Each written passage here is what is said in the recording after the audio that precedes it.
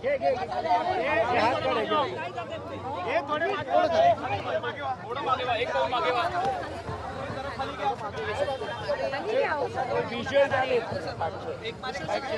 बोला हा हा घेतो घेतो द्या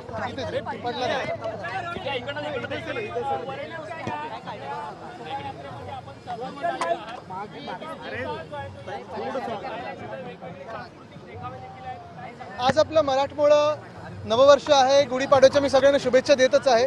आपण पाहताय किती जल्लोषात इथे साजरा होतोय वरळीमध्ये आणि खरोखर आनंद होतोय इथे हा साजरा करत असताना। आधी त्याची मराठी शाळा वाचवण्यासाठी ढोल ताशाचं पथक देखील मराठी मला वाटतं हे बाकीचे सगळे विषय आपण रोज बोलत असतो, आज पाडवा आहे, सगळ्यांना मी शुभेच्छा देत आहे आणि ज्या विषयांवर लढायचं असतं ते आम्ही लढत असतो। नाही पण शोभायात्रेच्या माध्यमातून हा संदेश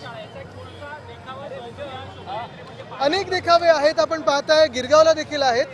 महत्त्वाची गोष्ट हेच आहे की आजचा दिवस आपण साजरा करावा आणि तो मोठ्या जल्लोषात साजरा करावा।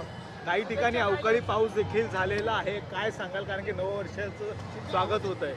हे विषय जे आहेत, जसं मी सांगितलं, अवकाळी पाऊस असेल, काल तर आम्ही विधान भवनात मांडलेलाच आहे, सरकारकडून मदत अपेक्षित आहे।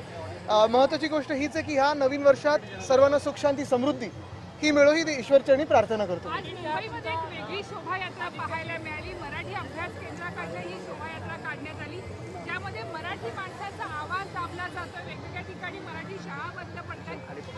याचसाठी तर आम्ही महानगरपालिकेचा लढा दिला आणि आपण पाहिलं की मुंबई आमच्या सोबत राहिली।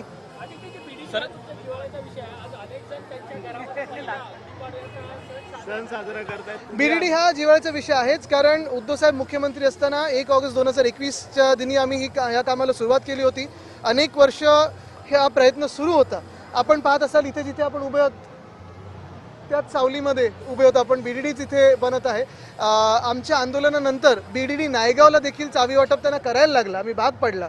जे 2-3 महिने काम पूर्ण होऊनही चावी वाटप होत नव्हता, समोरून चावी मारण्याचं काम चालू होतं, आम्ही चावी वाटप करून घेतला, हा फरक आहे।